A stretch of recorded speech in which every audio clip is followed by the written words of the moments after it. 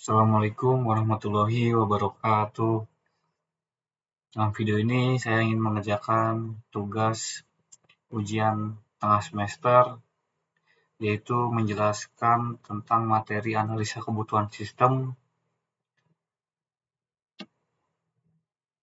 yang berjudul Sistem Analis, Rules, dan Skills. Ini ada di pertemuan keempat.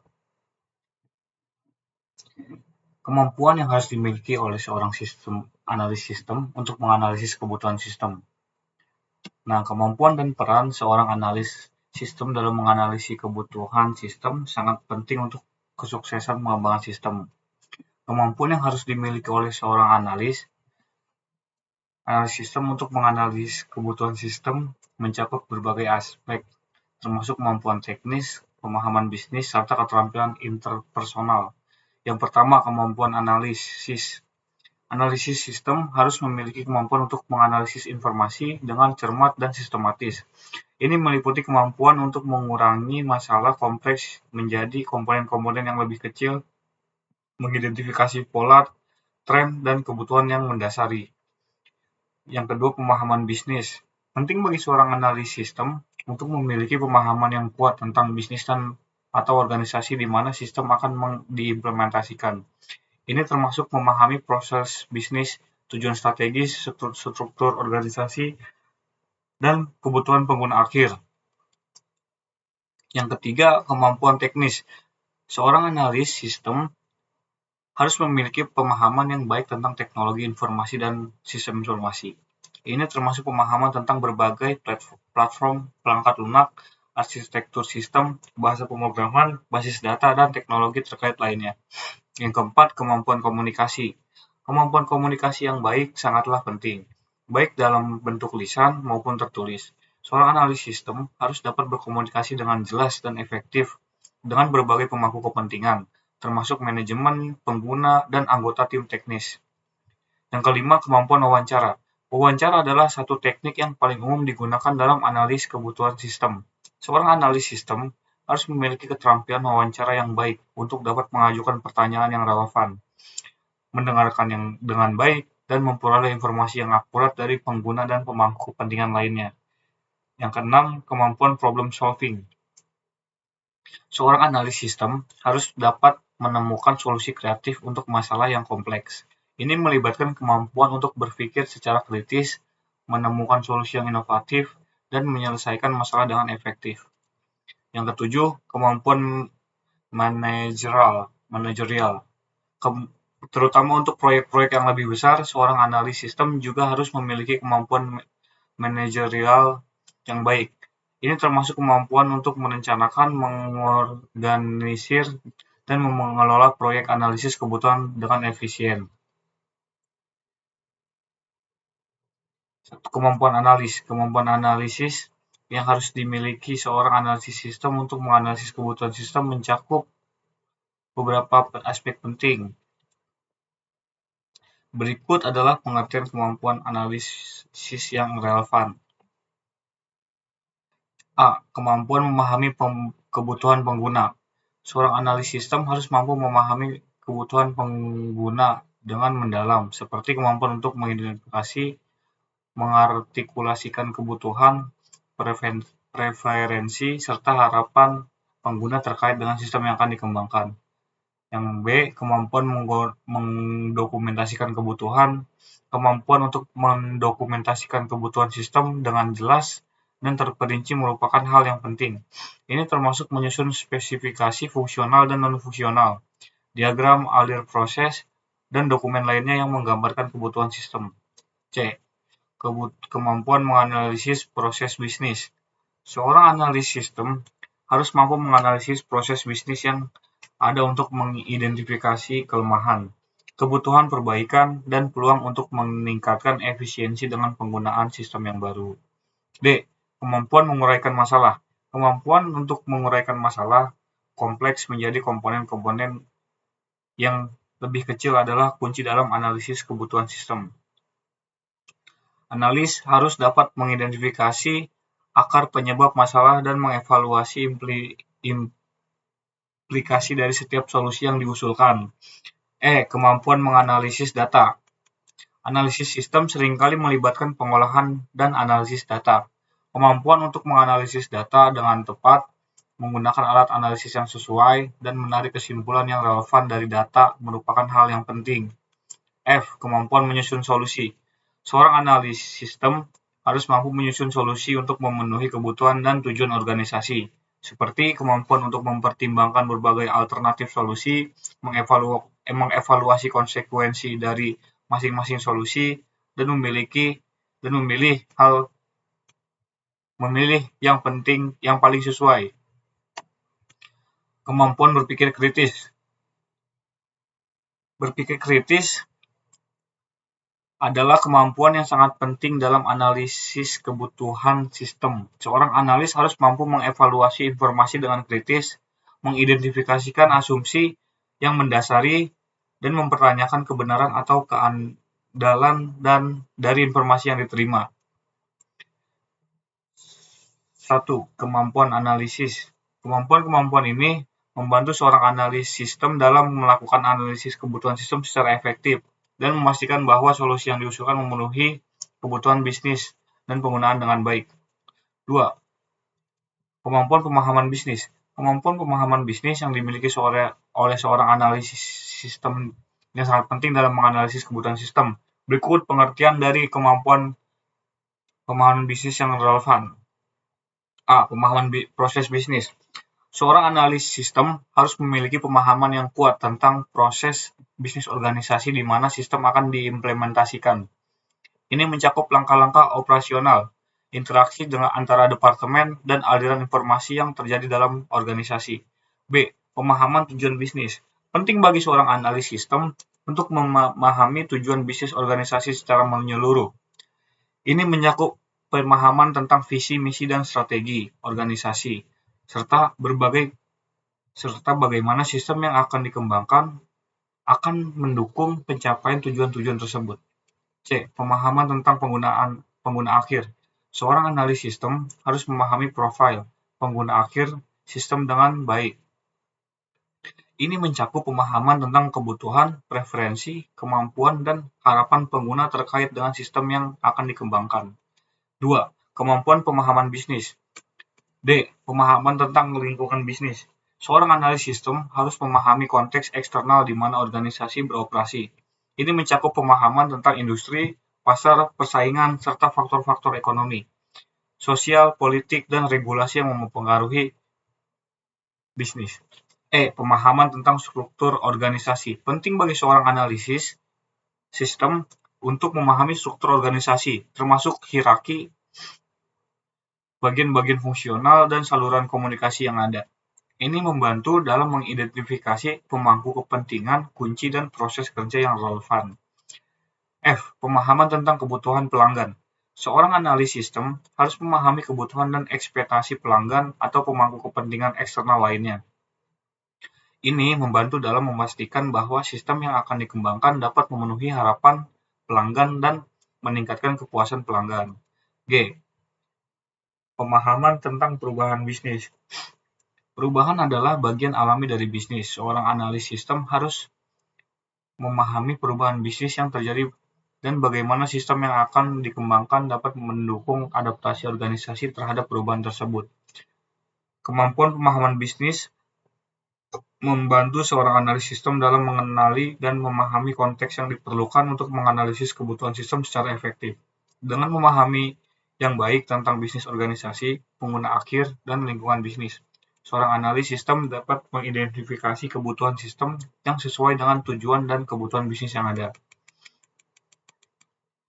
3. Kemampuan teknis. Kemampuan teknis yang harus dimiliki seorang analis sistem untuk menganalisis kebutuhan sistem mencakup pemahaman tentang teknologi informasi dan sistem informasi. Berikut adalah pengertian dari pemahaman teknis yang relevan. Pemahaman tentang konsep teknologi informasi. Seorang analis sistem harus memiliki pemahaman yang kuat tentang konsep dasar dalam teknologi informasi seperti basis data, jaringan komputer, sistem operasi, dan bahasa pemrograman. Ini membantu mereka memahami kemungkinan solusi teknis untuk memenuhi kebutuhan sistem. Pemahaman tentang arsitektur sistem. Penting bagi seorang analis sistem untuk memahami arsitektur sistem, termasuk model-model arsitektur yang umum digunakan seperti arsitektur berbasis layanan atau SOA, arsitektur microservice, dan arsitektur berbasis cloud. Ini membantu mereka dalam merancang solusi yang sesuai dengan kebutuhan sistem. C. Pemahaman tentang bahasa pemrograman dan pengembangan perangkat lunak. Seorang analis sistem harus memiliki pemahaman tentang berbagai bahasa pemrograman dan alat pengembangan perangkat lunak yang digunakan dalam pengembangan sistem informasi. Ini membantu mereka dalam berkomunikasi dengan tim pengembangan dan memahami kemampuan serta batasan teknis dari solusi yang diusulkan. D. Pemahaman tentang bisnis data. Seorang analis sistem harus memiliki pemahaman yang baik tentang bisnis data, termasuk model data, bahasa query, dan desain basis data ini. Ini membantu mereka dalam merancang solusi yang efisien untuk menyimpan, mengelola, dan mengakses data yang diperlukan oleh sistem. Pemahaman tentang teknologi web. Dalam konteks pengembangan sistem berbasis web, seorang analis sistem harus memiliki pemahaman tentang teknologi web, termasuk HTML, CSS, JavaScript, dan kerangka kerja web seperti Angular, React, atau Vue.js. Ini membantu mereka dalam merancang antarmuka pengguna yang responsif dan ramah pengguna. Pemahaman tentang keamanan informasi. Seorang analis sistem harus memiliki pemahaman tentang prinsip-prinsip keamanan informasi dan praktik-praktik terbaik dalam mengamankan sistem informasi. Ini membantu mereka dalam mengidentifikasikan kebutuhan keamanan yang relevan dan merancang solusi yang aman. G. Pemahaman tentang teknologi terkini. Seorang analis sistem harus terus memperbarui pengetahuannya tentang perkembangan terbaru dalam teknologi informasi dan tren industri. Ini membantu mereka dalam mengusulkan solusi yang inovatif dan memastikan bahwa sistem yang akan dikembangkan dapat memanfaatkan teknologi terkini. Kemampuan teknis yang kuat membantu seorang analis sistem dalam berkomunikasi dengan efektif dan dengan tim pengembangan, merancang solusi dengan kebutuhan sistem, memastikan bahwa sistem dikembangkan memenuhi standar teknis yang diperlukan. Kemampuan komunikasi. Kemampuan mendengarkan. Seorang analis sistem harus dapat mendengarkan dengan baik untuk memahami kebutuhan dan perspektif bagi pemangku kepentingan. Ini mencakup kemampuan yang memberikan perhatian sepenuhnya pada pembicara, memahami pesan yang disampaikan, dan menangkap nuansa verbal dan non-verbal. B. Kemampuan bertanya. Kemampuan untuk mengajukan pertanyaan yang relevan dan bermakna merupakan hal yang penting dalam komunikasi. Seorang analis sistem harus dapat mengajukan pertanyaan yang tepat untuk mendapatkan pemahaman yang lebih baik tentang kebutuhan dan masalah yang dihadapi oleh pemangku kepentingan. C. Kemampuan menyampaikan informasi dengan jelas. Seorang analis sistem harus mampu menyampaikan informasi dengan jelas dan terstruktur kepada berbagai pemangku kepentingan. Ini mencakup kemampuan untuk menggunakan bahasa yang sederhana dan jelas, menghindari penggunaan istilah teknis yang rumit, dan menyajikan informasi dalam format yang mudah dipahami. D. Kemampuan menulis. Kemampuan menulis yang baik juga penting dalam komunikasi. Seorang analis harus dapat menyusun dokumen-dokumen yang jelas, terstruktur, dan mudah dipahami, seperti laporan analisis kebutuhan, spesifikasi sistem, dan dokumen desain. Kemampuan beradaptasi dengan audiens. Seorang analis sistem harus dapat menyesuaikan gaya komunikasi dengan audiens yang berbeda. Misalnya, mereka harus dapat menggunakan bahasa yang sesuai dan menyesuaikan tingkat detail informasi tergantung pada pengetahuan dan kebutuhan pemangku kepentingan yang mereka hadapi. F. Kemampuan menyampaikan ide-ide. Nah, seorang analis sistem harus dapat menyampaikan ide-ide dan konsep-konsep dengan cara yang persuasif. Ini mencakup kemampuan yang mengorganisir informasi dengan baik, menggunakan argumen yang kuat, dan memberikan dukungan yang tepat untuk rekomendasi yang diusulkan. G. Kemampuan mengelola konflik. Terkadang, kemampuan untuk mengelola konflik dan menangani perbedaan pendapat adalah hal yang penting dalam komunikasi. Seorang analis sistem harus dapat mengelola konflik dengan bijaksana, mendengarkan berbagai sudut pandang, dan mencari solusi yang dapat diterima oleh semua pihak. Nah, ini yang kelima ada kemampuan wawancara. Kemampuan wawancara meliputi berbagai macam wawancara yang relevan. Yang pertama A. Kemampuan menyusun pertanyaan yang relevan. Seorang analis sistem harus mampu menyusun pertanyaan yang tepat dan relevan untuk memperoleh informasi yang dibutuhkan sistem. B. Kemampuan mendengarkan aktif. Kemampuan untuk mendengarkan secara cermat dan aktif sangat penting dalam wawancara. Seorang analis sistem harus dapat memberikan perhatian penuh kepada pembicara, memahami pesan yang disampaikan, dan menangkap nuansa verbal dan non-verbal. C. Kemampuan membangun hubungan. Seorang analis sistem harus mampu membangun hubungan yang baik dengan pihak yang diwawancarai. Ini mencakup kemampuan untuk menciptakan lingkungan yang nyaman dan terbuka, menunjukkan empati, dan mendemonstrasikan rasa hormat terhadap pengalaman dan pandangan pemangku kepentingan. D. Kemampuan menyesuaikan wawancara. Seorang analis sistem harus dapat menyesuaikan pendekatan wawancara sesuai dengan karakteristik dan kebutuhan pemangku kepentingan yang diwawancarai. E. Kemampuan mengelola waktu. Kemampuan untuk mengelola waktu dengan efisien selama wawancara sangat penting. Seorang analis harus dapat menjaga agar wawancara tetap berjalan sesuai dengan rencana, mengalokasikan waktu dengan secara proporsional untuk topik yang dibahas, dan menghindari pemborosan waktu pada topik yang tidak relevan. F. Kemampuan mencatat informasi. Seorang analisis dapat mencatat informasi yang diperoleh selama wawancara dengan baik. Ini mencakup kemampuan yang menanyakan poin-poin yang penting, memberikan detail-detail yang relevan, dan menyusun catatan terstruktur dan mudah dipahami sesuai wawancara selesai. G. Kemampuan membangun kepercayaan. Seorang analis harus dapat membangun kepercayaan dengan baik. Ini mencakup kemampuan untuk menunjukkan integritas, mempertahankan kerahasiaan informasi yang sensitif, dan membangun reputasi sebagai profesional yang dapat dipercaya. Nah, nomor ke-6 ada kemampuan problem solving. Problem solving atau pemecahan masalah yang dimiliki oleh seorang analis sistem sangat penting dalam menganalisis kebutuhan sistem. Nah, berikut adalah pengertian dan kemampuan problem solving yang relevan. A. Analisis situasi. Seorang analis sistem harus menganalisis situasi atau masalah dengan cermat. Ini melibatkan kemampuan untuk mengidentifikasi faktor-faktor mempengaruhi masalah, menentukan tujuan yang diinginkan, dan merumuskan pendekatan untuk menyelesaikan masalah. B. Penguraian masalah. Kemampuan untuk memecahkan masalah yang kompleks menjadi bagian-bagian yang lebih kecil adalah kunci dalam pemecahan masalah. Nah, yang C. Pengguna metode analisis. Seorang analis sistem harus terampil dalam menggunakan berbagai metode analisis untuk memahami penyelesaian masalah. Contohnya untuk seperti analisis SWOT, analisis Pareto, analisis Fishbone, analisis lainnya yang relevan dengan konteks masalah yang dihadapi. D. Penggunaan alat bantu. Kemampuan untuk menggunakan alat bantu atau teknik tertentu dapat pemecahan masalah juga penting.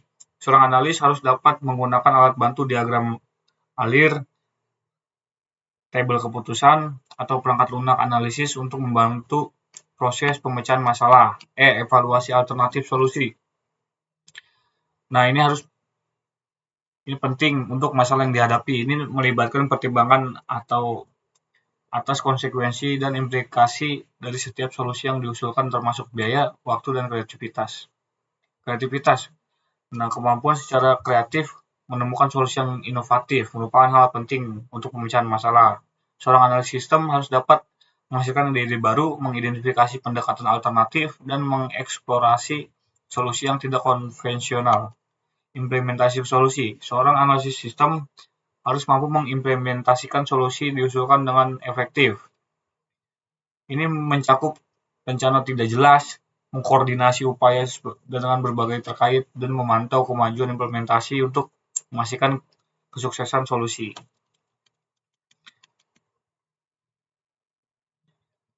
7. Kemampuan manajerial. A. Perencanaan proyek. Seorang analis sistem harus merencanakan proyek analisis kebutuhan dengan baik. Ini mencakup pengidentifikasian tujuan proyek, menentukan cakupan, jadwal, dan anggaran realistis. B. Koordinasi tim. Kemampuan untuk mengkoordinasi tim terlibat dalam proses analisis kebutuhan sistem adalah hal yang penting. Seorang analis sistem harus mampu memimpin, memotivasi, dan mengarahkan anggota tim untuk mencapai tujuan proyek dengan efisien. C. Delegasi tugas. Seorang analis sistem dapat melakukan delegasi tugas secara efektif kepada anggota tim. Ini melibatkan penugasan tugas berdasarkan pada keahlian dan kapasitas anggota tim, memberikan arahan yang jelas dan memastikan bahwa tanggung jawab ditugaskan dengan tepat. D. Manajemen resiko. Kemampuan untuk mengidentifikasi, mengevaluasi, dan mengelola risiko proyek merupakan hal yang penting. Contohnya seperti merencanakan langkah-langkah mitigasi risiko, mengelola perubahan yang tidak terduga, dan menjaga proyek tetap berjalan dengan sesuai rencana. Pengelolaan konflik. Pengelolaan konflik, seorang analis harus dapat mengelola konflik yang mungkin timbul antara anggota tim. Nah, seorang analis dapat mendengarkan berbagai perspektif, menemukan solusi yang memuaskan semua pihak, dan menjaga harmoni dalam tim. Pengambilan keputusan. Kemampuan untuk membuat keputusan yang tepat dan efektif merupakan hal yang penting dalam manajemen proyek. Seorang analis harus mampu mengevaluasi informasi dengan cermat, mempertimbangkan berbagai opsi, dan memilih tindakan yang paling sesuai dengan tujuan proyek. G. Pelaporan dan komunikasi. Nah, ini teratur pada manajemen dan pemangku kepentingan lainnya. Ini mencakup kemampuan untuk menyusun laporan yang inovatif, menyampaikan informasi dengan jelas, dan menjawab pertanyaan atau masukan yang tepat. Peran yang harus dilakukan oleh analis sistem dalam menganalisis kebutuhan sistem. Yang pertama, A. Menganalisis kebutuhan. B. Membuat dokumentasi. C. Bekerja dengan tim. D. Mendukung implementasi. Peran yang harus dilakukan kemampuan A. Peranan menganalisis kebutuhan sistem. 1. Memahami kebutuhan pengguna. Nah, seorang analis juga dapat bertanggung jawab untuk memahami kebutuhan penggunaan akhir sistem. Mereka melakukan interaksi langsung dengan pengguna, menganalisis aktivitas mereka, dan memahami kebutuhan fungsional dan non-fungsional yang harus dipenuhi oleh sistem. 2. Menerjemahkan kebutuhan bisnis dalam spesifikasi sistem. Nah, ini melibatkan penguraian kebutuhan tingkat tinggi menjadi fitur-fitur dan fungsi-fungsi yang harus dimiliki oleh sistem yang akan dikembangkan. 3. Menyusun dokumen kebutuhan. Dokumen ini mencakup spesifikasi fungsional dan non-fungsional, diagram alir proses, kasus pengguna, serta persyaratan teknis dan keamanan yang harus dipenuhi oleh sistem. 4. Mengkoordinasi dengan pemangku kepentingan. Mereka harus dapat mengkomunikasikan kebutuhan pengguna kepada tim pengembangan serta memastikan bahwa kebutuhan bisnis dan tujuan organisasi terpenuhi. 5. Mengidentifikasi dan menyelesaikan konflik kebutuhan.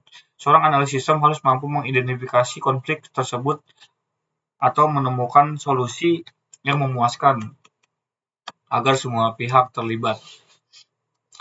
6. Membantu dalam pemilihan solusi. Mereka dapat memberikan wawasan tentang berbagai opsi yang tersedia dan membantu dalam evaluasi keuntungan dan kerugian masing-masing solusi. 7. Memastikan konsistensi dan kesesuaian. Nah, analisis sistem juga harus memastikan bahwa solusi yang diusulkan memenuhi standar dan regulasi yang berlaku. B. Peranan membuat dokumentasi. 1.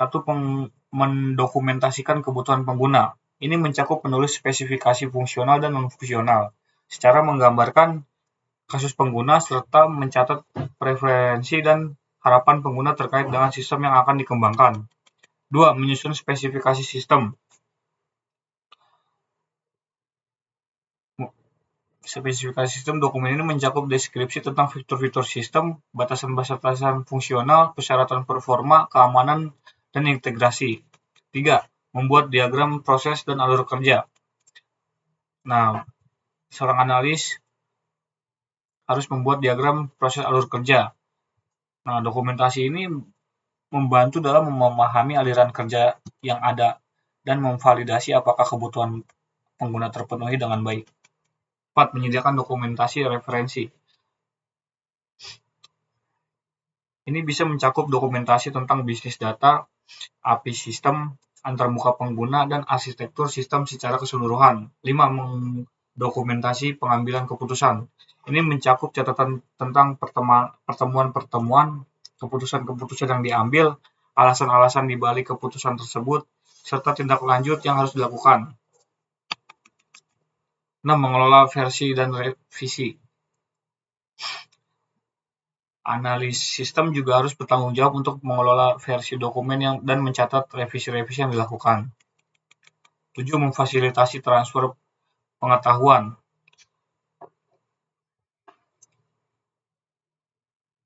Ini berfungsi sebagai panduan untuk pengembangan, tetapi juga sebagai alat untuk transfer pengetahuan antara tim pengembangan.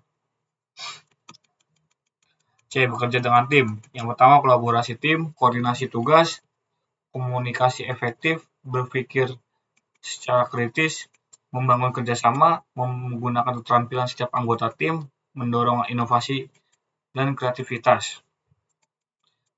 D. Pendukung implementasi. Yang pertama, menerjemahkan kebutuhan bisnis dalam solusi teknis. Yang kedua, berkomunikasi antara tim bisnis dan tim teknis. 3. Merancang arsitektur sistem. 4. Membantu dalam pemilihan teknologi. 5. Mengelola perubahan risiko. 6. Membantu uji coba dan validasi. Nah, yang ketujuh, memberikan dukungan pasca implementasi. Setelah implementasi, seorang analis sistem memberikan dukungan pasca implementasi dengan memastikan bahwa solusi berfungsi dengan baik dan memenuhi kebutuhan pengguna. Mereka mengumpulkan umpan balik dari pengguna akhir, mengidentifikasi perbaikan yang diperlukan, dan memastikan bahwa sistem terus ditingkatkan sesuai kebutuhan. Dengan peran sebagai pendukung implementasi, seorang analis sistem memainkan peran penting dalam memastikan bahwa solusi yang diusulkan tidak hanya memenuhi kebutuhan bisnis, tapi juga dapat diimplementasikan dengan sukses dan memberikan nilai tambah yang signifikan bagi organisasi. Terima kasih. Wassalamualaikum warahmatullahi wabarakatuh.